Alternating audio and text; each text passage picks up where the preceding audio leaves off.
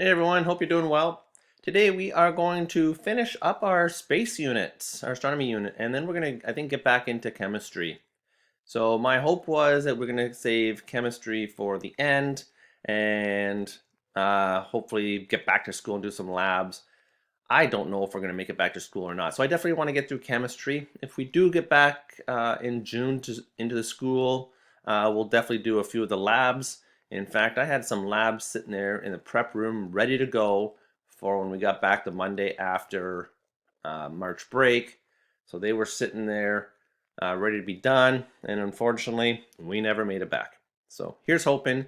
But let's finish up the space unit today. We're going to go through three notes. There are three quick ones. So first of all, Canadian involvement in space. So we in Canada, we do have a space program. We don't launch our own rockets. I think only a couple countries have actually done that. So I know China has launched its own rockets. United States, of course, Russia.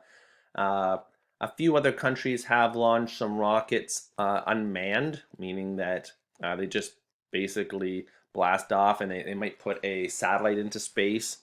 But as far as manned ones, very few countries have actually done that themselves. It's a very expensive thing to do. So we do have a space program. We don't launch our own. We tend to do it with the United States.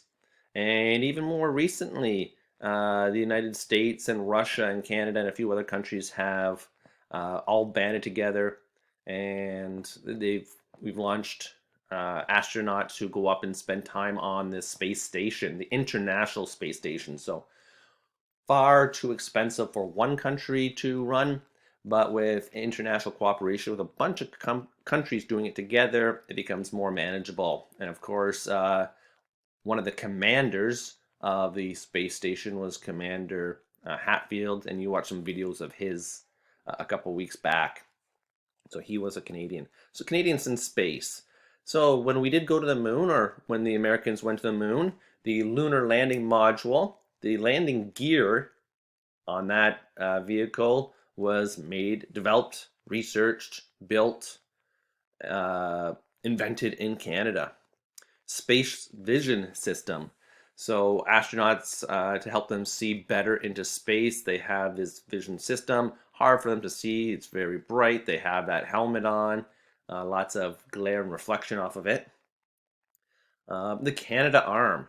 So on the original space stations, or sorry, on the original shuttles, space shuttles, which right now have been grounded due to their expense and safety concerns, but the space shuttles used to bring, they almost look like a plane, and they would bring astronauts into space, and then about 7 to 10 days later, they would re-enter into the atmosphere, and they would land out in California.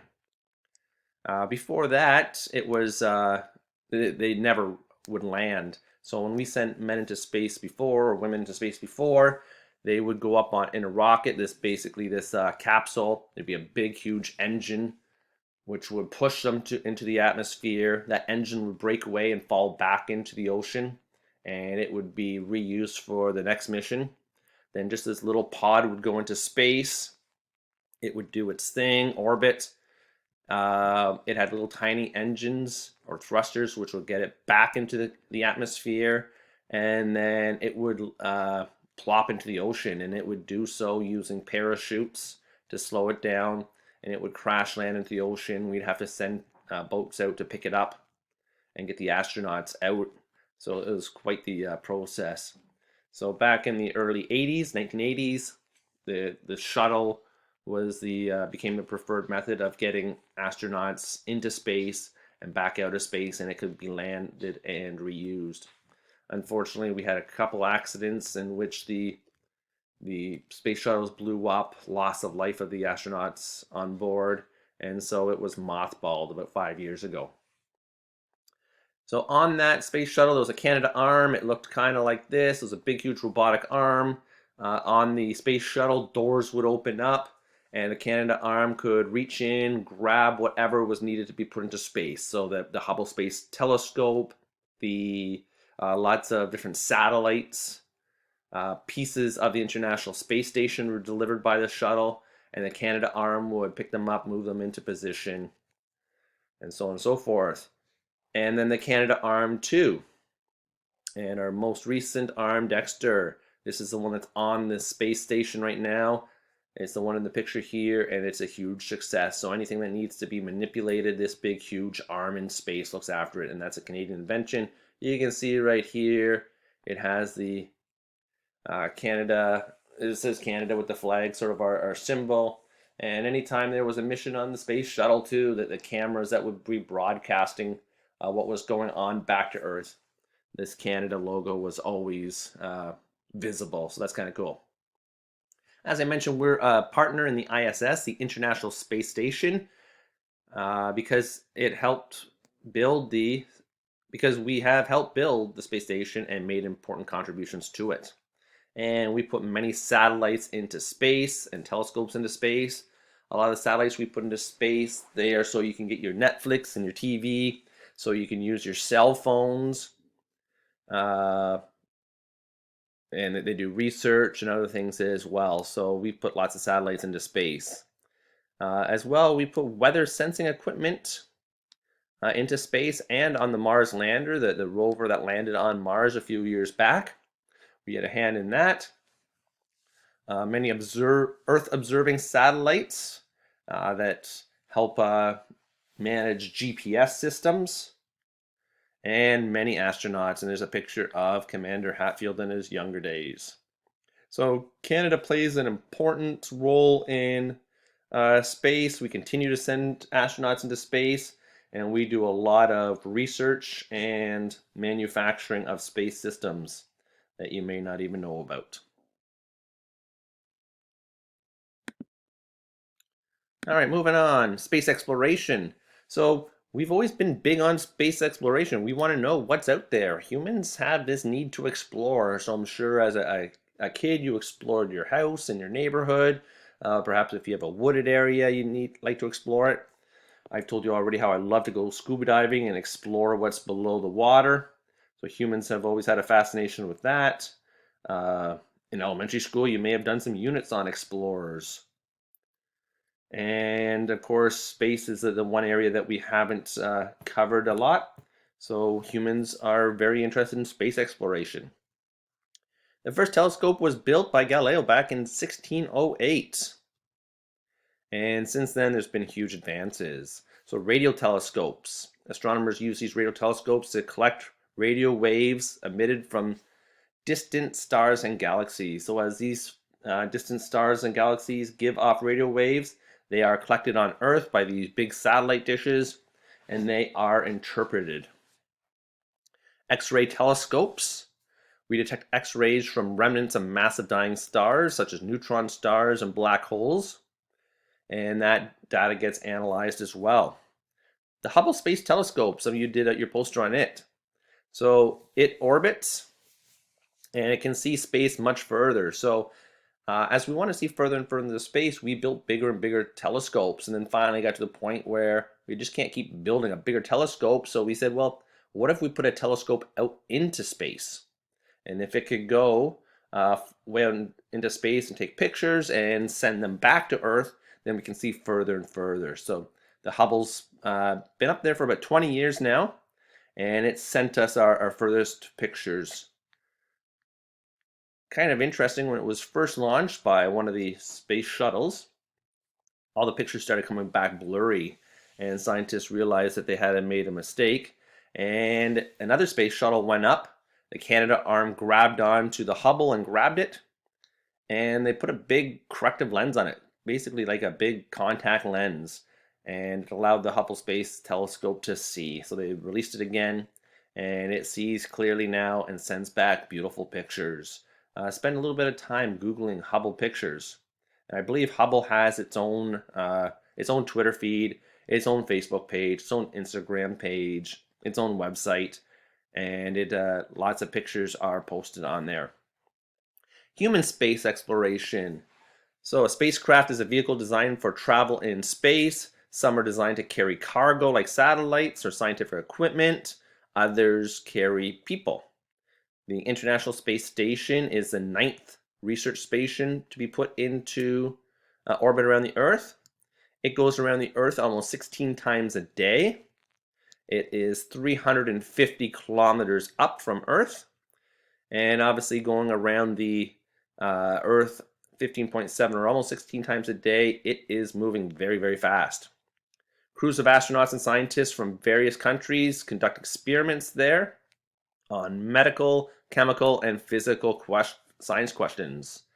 It cost over 100 billion to make, and of course, international cooperation among a lot of different countries is needed because that's far too much money for one country to foot the bill itself. Robotic exploration. So we often send robots and probes into space. Sometimes they are pre-programmed. Other times we can control them. So you can see here the Mars rover.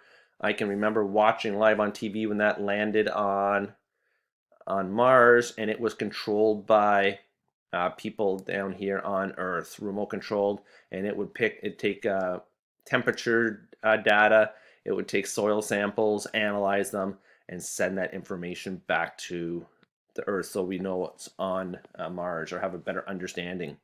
And to some of the further planets like the gas giants, we've actually sent probes. They fly through space, they go into the planet, so to speak, into the gas regions, analyze what gases are there, and then send that information back to Earth. So that's why we have a good understanding of what all these other planets are made of. And finally, space effects on people. So we can't go into space for days and days at a time. Right now, if you do go into space, though, on the International Space Station, you stay for about a 6-month period. Muscle damage. So you and I, every day, we're fighting gravity. Our muscles are constantly kept in tone because we are fighting gravity. Up in space, no gravity, it makes our muscles weak. They degenerate. Bone damage as well. Our bones are dense. The density of our bones stays strong because we're constantly fighting gravity and using our muscles. This doesn't happen in space because they're floating around, no gravity, so bone density drops as well. Spatial disorientation. This is where you don't know if you're up or down. And because you're floating around and there is no up, there is no down. If you can think back to the Chris Hadfield video of sleeping, he sleeps upright, but he doesn't even realize it. So this is something that happens in the space as well. You lose all perception of direction and whether you're up, down, sideways, or whatever, because there is no such thing as in space. Weight loss, as you lose bone density, as you lose muscle strength, and those things give you weight, and so you lose weight in space as well. Change in posture. Kind of an interesting fact. When you wake up in the morning, you're about 1 inch taller than you are at nighttime. When you sleep, you're lying down, your body is able to relax and stretch out. But through the day, walking around, gravity's constantly pulling down on your body, your bones and your skeleton are constantly compressing, and much of how you walk is based on gravity. Up in space, this isn't a force on you, so how you stand, your posture, it all changes. Also, decreased smell and tastes. You don't smell foods the same way or things the same way. And taste, of course, is very directly related to smell. So that changes. And your immune system tends to weaken up in space as well. So a big part of the science experiments that we do when we send people to space are not only the experiments that the astronauts are conducting, but they are given thorough medical exams before they go up, and after they come back down. And scientists and doctors are very interested in finding out the changes to the human body and whether we could even live into space if that was possible. All right, everybody, that is it for today. Take care, and we'll talk to you later.